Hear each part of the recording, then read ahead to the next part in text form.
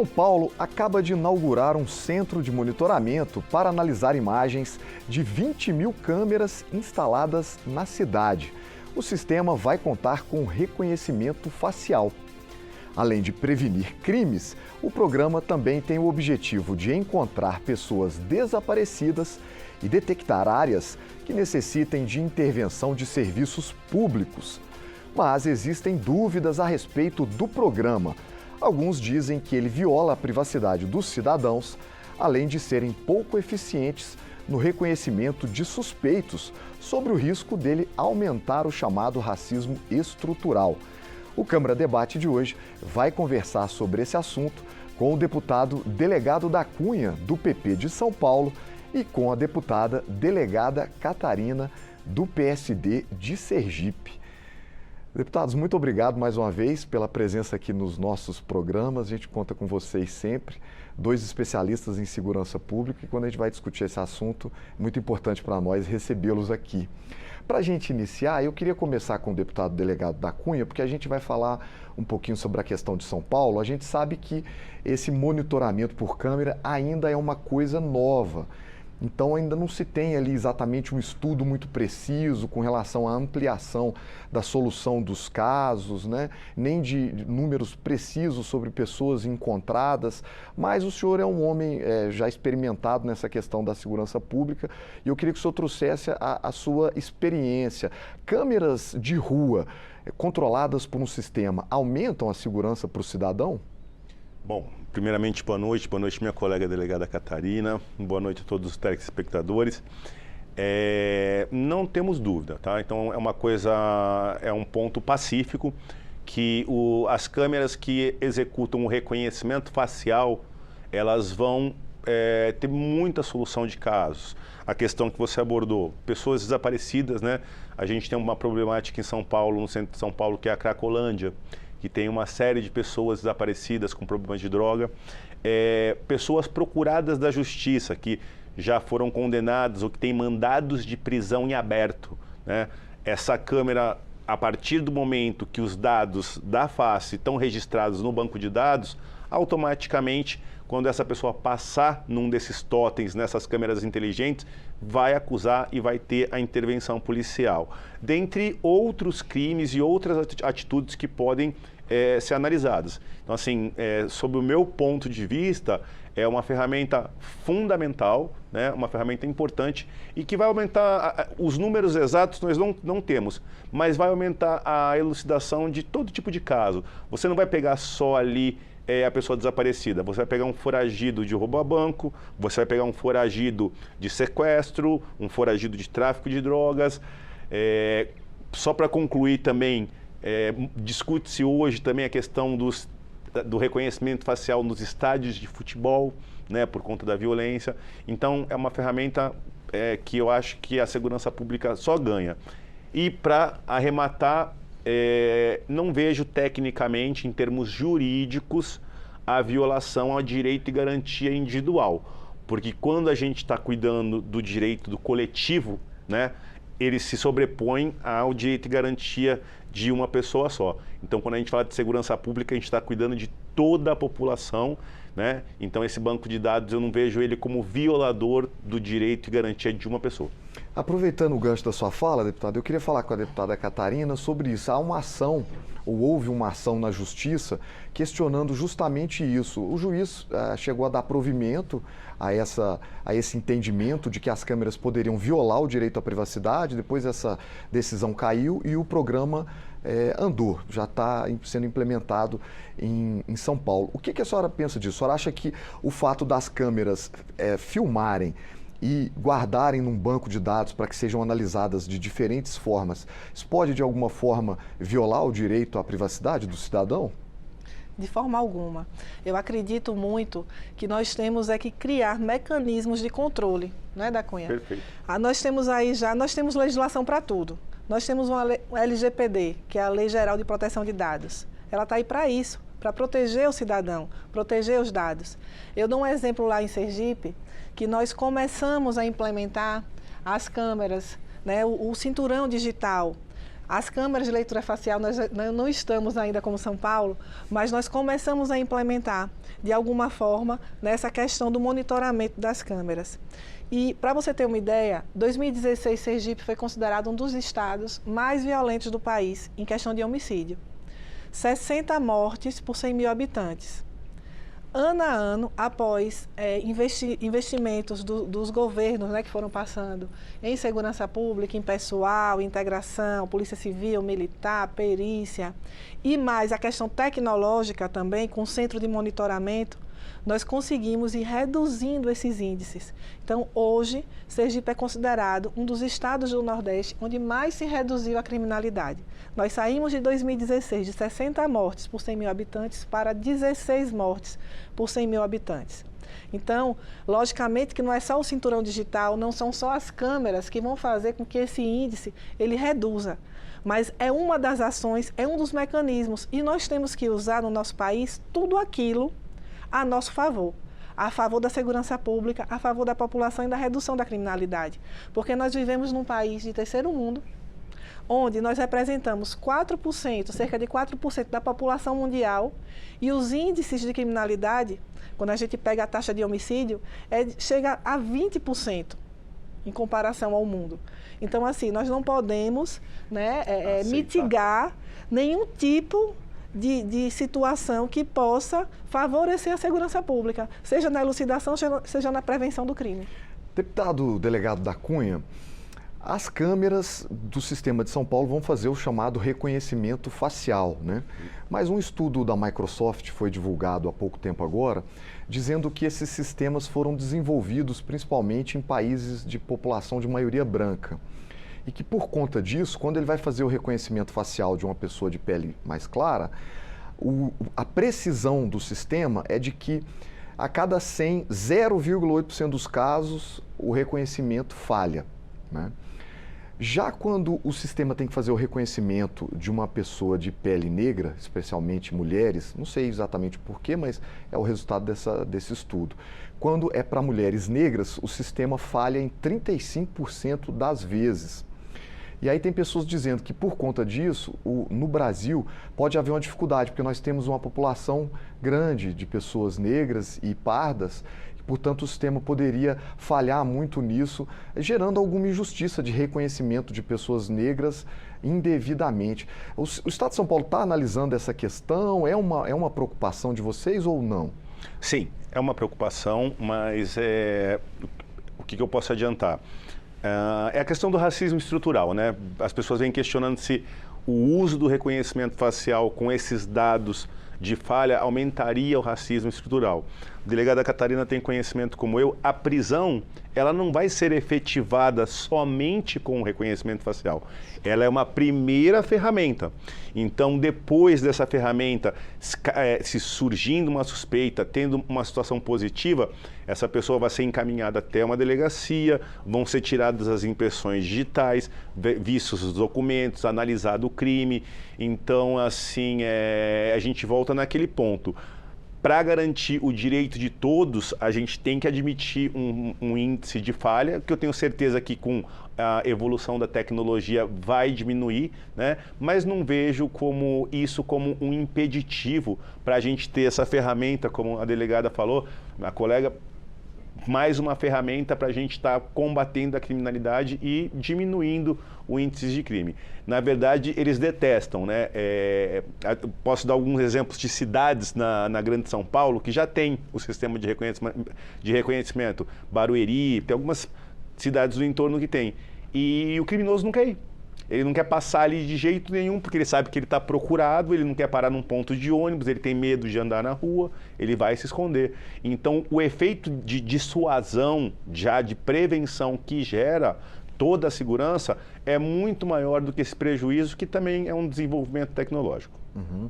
Deputada, a senhora como delegada, claro, especialista também em investigações, o fato de haver esse duplo check aí, né, da máquina versus o homem, pode aumentar? A senhora acha que vai aumentar a segurança dessas colocações de quem é criminoso ou quem não é? Com certeza.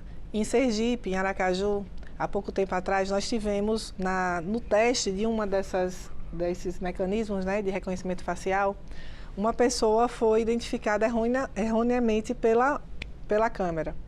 E foi levada, e aí gerou toda uma polêmica, né, na imprensa, porque realmente é constrangedor você ser confundido.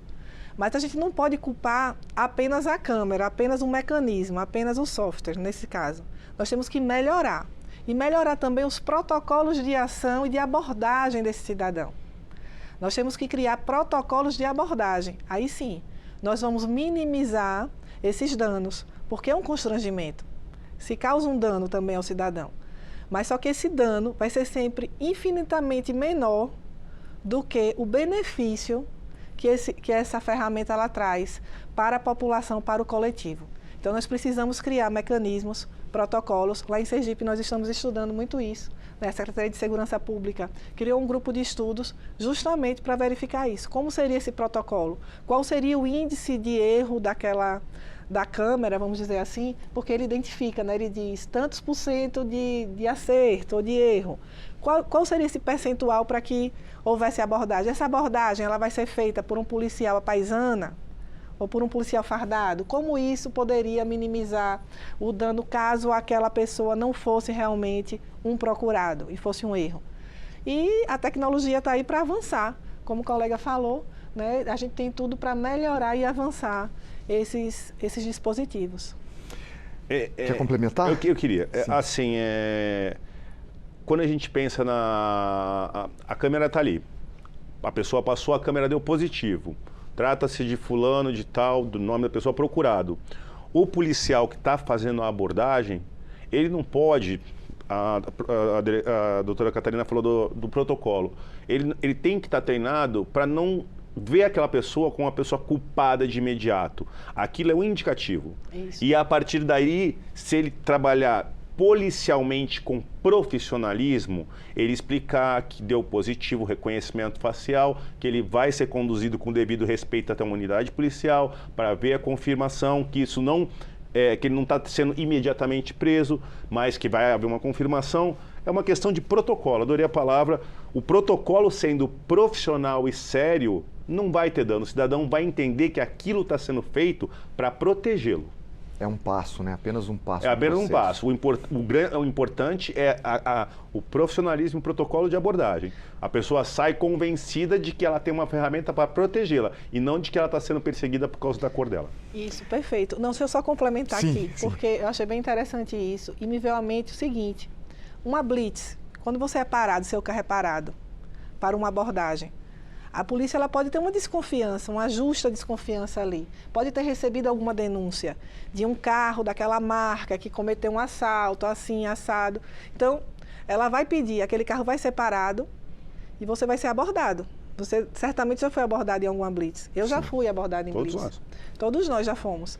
Vai depender da forma como você é abordado, né? E do protocolo que é seguido naquele momento ali, daquela abordagem. Mas todo mundo fica constrangido. Quem é que gosta de ser parado numa blitz, ser desça do carro, vou revistar seu carro? Ninguém gosta. Mas aquilo ali é por um bem maior, né? E o cidadão ele tem que ter essa consciência. Vou fazer uma pergunta para os dois. Primeiro o delegado da Cunha responde, depois a senhora. Nos estados onde já há câmeras, os sistemas estão incorporando câmeras privadas, ou seja, uma espécie de parceria público-privada por meio da junção das câmeras do poder público associadas às câmeras privadas de empresas, de prédios, enfim. Essas câmeras as imagens também estão sendo aproveitadas. O que o senhor acha desse tipo de parceria? Fantástico. Eu acho fantástico porque é mais uma ferramenta, é mais uma integração, é mais segurança para a população. E na cidade de São Paulo nós temos a vizinhança solidária. Então, muitos bairros são organizados, têm as câmeras organizadas e essas câmeras dos bairros já são interligadas tanto ao sistema da Secretaria de Segurança Pública e agora vão ser interligadas também ao Smart Sampa, que a gente está discutindo. Então, é mais uma ferramenta. quando acontece um crime, aconteceu um roubo à residência, aconteceu um roubo, um homicídio, um dos primeiros atos que o policial, investigador de polícia vai tomar é ir até o local, eu pessoalmente, olhar e procurar essas câmeras, se tem ou se não tem essas câmeras. Aí depois ele tem que tocar a campainha, pedir, muitas vezes conseguir que aquela empresa que presta serviço para aquela casa baixe, às vezes a empresa não guarda. Quando a gente interliga isso num sistema único, a informação está na mão do policial e ele pode esclarecer o crime muito mais rápido. E assim, mas não tem como a polícia trabalhar. Então assim, nós já utilizamos essa câmera particular. Ela estando interligada, a população ganha. Quer complementar, deputada? Não, é isso mesmo, eu concordo e é isso. Quantos crimes, eu particularmente, enquanto delegada de polícia, quando nem se falava em reconhecimento facial, né, eu não tenho cara de velha não, mas já tenho muitos anos de polícia. Tenho mais de 20 anos.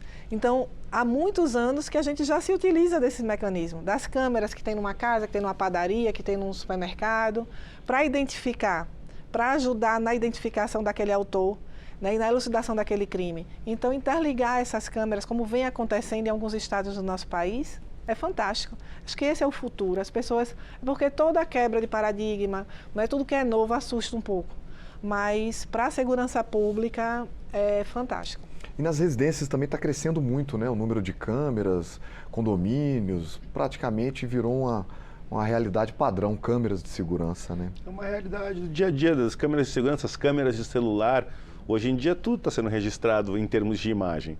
Então, a delegada Catarina falou, a gente é quebra de paradigma. A gente vai acostumando, mas a gente só tem ganho, não tem o que perder. Bom, a Prefeitura de São Paulo soltou uma informação, eu peguei no site deles, não tenho certeza se é exatamente dessa forma, mas está no site da Prefeitura de São Paulo, de que eles vão guardar essas imagens por cerca de 30 dias. Eu queria primeiro começar com o deputado, depois com a deputada. O que o senhor acha desse prazo? É um tempo razoável? É pouco tempo para uma investigação que às vezes pode durar mais? É dificuldade de banco? O que acontece? É custo, né? A gente aí entra em termos de banco de dados, né? O volume de imagens e a quantidade de imagens para você deixar aquilo tudo armazenado por mais de 30 dias, você tem um custo muito alto. E a gente acredita que é um prazo razoável para a gente buscar essa imagem para esclarecer os crimes.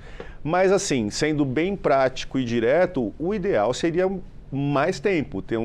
Conforme a tecnologia foi evoluindo, a gente ter essas imagens por 6 meses, 1 ano, porque não necessariamente o crime vai aparecer ali na hora. Depois um caso pode aparecer mais para frente. Eu já passei por isso, trabalhando no DEIC em São Paulo, de você ir lá buscar a imagem e falar assim, só armazena 1 semana, depois era tudo e a gente não tem mais, você não tem a imagem. Quer complementar, deputada? E é uma prova valiosa, muitas vezes é a única prova que a gente tem para elucidar aquele crime e colocar, né, o autor do crime na cadeia. É a única forma, muitas vezes essa é a única forma. Mas eu concordo que realmente a questão é custo. Como também é uma questão de custo, a população entender que segurança pública é investimento e não é barato, não é investimento barato. E investir no homem da segurança pública, os homens e as mulheres da segurança pública, os policiais, né, eles merecem um investimento alto também, precisam desse investimento alto, não só merecem, precisam. Né, equipamentos, salário, né, não é uma coisa barata. E as câmeras, elas ajudam, inclusive nisso também, nesse custo, porque é impossível hoje, com a população que nós temos no nosso país, nós temos um policial a cada esquina. Né? E a câmera, ela acaba funcionando, elas são os nossos olhos. Exato. Sim. Queria dar uma complementada, assim, concordo plenamente com a doutora Catarina. A gente tem que, quanto mais a gente ampliar essas câmeras, quanto mais ampliar esse investimento de segurança pública, mais vai dar retorno. A gente tem um problema hoje, eu vou dar uma cutucada na ferida, que é a questão do investimento de segurança pública. Então, nós temos setores que são prioridades, mas há muitos anos já, né, os indicativos da população pedem segurança, segurança, segurança, segurança. E os investimentos em segurança, as coisas são caras, é difícil investir no homem. Então a gente tem que ter uma mudança de mentalidade. A gente precisa de a segurança pública, eu vou bater nessa tecla, ela precisaria de um ministério autônomo da segurança pública e com um orçamento firme, de verdade, de realidade. A gente precisaria de um choque de orçamento. Quando a gente vai mexer e melhorar o investimento de segurança, a gente melhora pedacinho, aumentou tanto, aumentou tanto. Não é isso. Não é isso que a gente quer. Não é isso que vai resolver. Então a gente precisa pegar uma fatia do orçamento, atender o que o povo está pedindo e aumentar radicalmente o investimento em segurança. No homem, como a delegada Catarina falou, e em toda essa parte de equipamento e tecnologia. Já chegou, passamos da hora. Tem uma discussão que está sempre presente aqui no Congresso, que é com relação à integração das polícias, mas aí esbarra em várias questões e muitas vezes não avança. Com relação ao acesso a essas imagens, só a Polícia Civil vai ter acesso, a Polícia Federal? Há algum plano de integração para que todas as forças policiais tenham acesso a essas imagens? Posso começar com o senhor? Eu vou voltar para o mesmo ponto que eu falei da criação do Ministério da Segurança Pública Autônomo, né?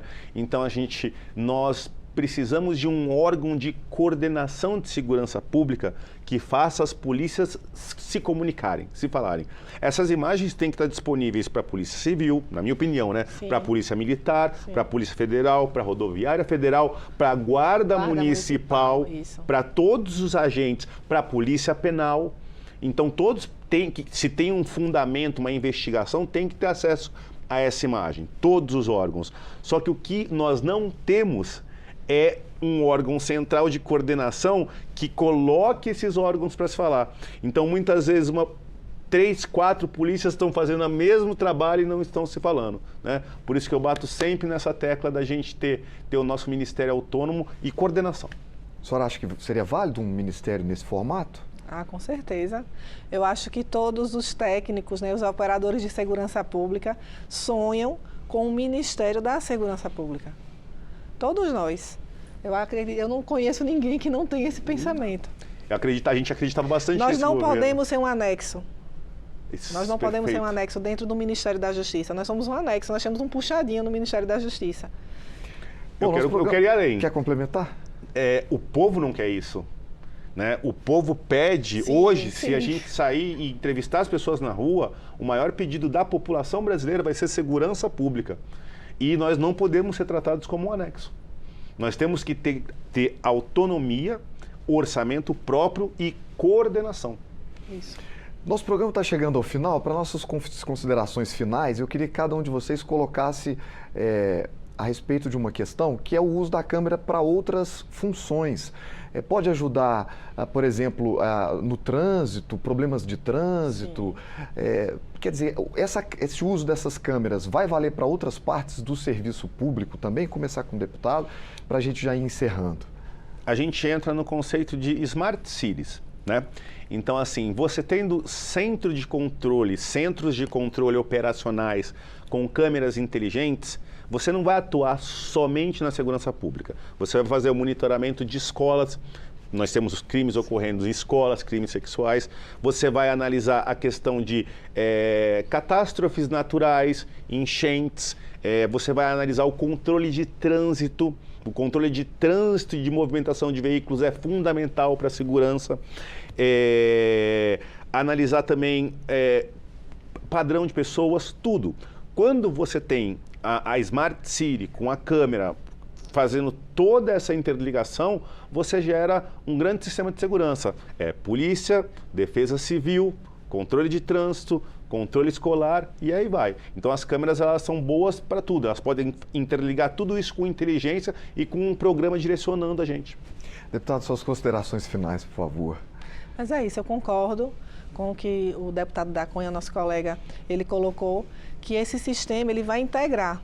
Né? Ele não é um sistema apenas para a segurança pública. A ideia é que ele integre realmente a mobilidade urbana, transporte escolar, né? Como você falou também na escola. Então, assim, eu acho que é o futuro, é o presente e o futuro. É o nosso presente e o futuro próximo está aí. A gente só tem agora que melhorar isso. é criar mecanismos, criar protocolos, criar formas onde esse impacto para a população ele seja sempre positivo e nunca negativo. E eu tenho certeza que nós teremos muito a ganhar. Já estamos ganhando com isso. Sergipe, eu falei os dados aqui de homicídio, em questão de roubo e furto de veículo, meu amigo, nós diminuímos 54%. O ano passado, pelo Anuário de Segurança Pública, nós fomos considerados o estado que mais reduziu roubo e furto de veículo no país, por conta de sistemas como esses. Cinturão eletrônico, um trabalho integrado entre as polícias civil, militar, guardas municipais. Então, isso tudo facilita. Eu acho que não é só a câmera, é a tecnologia com o homem capacitado nas ruas. Perfeito. Muito obrigado, deputados, pela participação de vocês aí. Com certeza esclareceram muitas questões. Muito obrigado de verdade. Nós conversamos sobre as câmeras de monitoramento e reconhecimento facial com o deputado delegado da Cunha, do PP de São Paulo, e com a deputada delegada Catarina, do PSD de Sergipe. Se você quiser rever ou compartilhar esse ou outros programas, entre na nossa página www.câmara.leg.br ou vá ao nosso canal no YouTube. Obrigado pela sua companhia e até a próxima.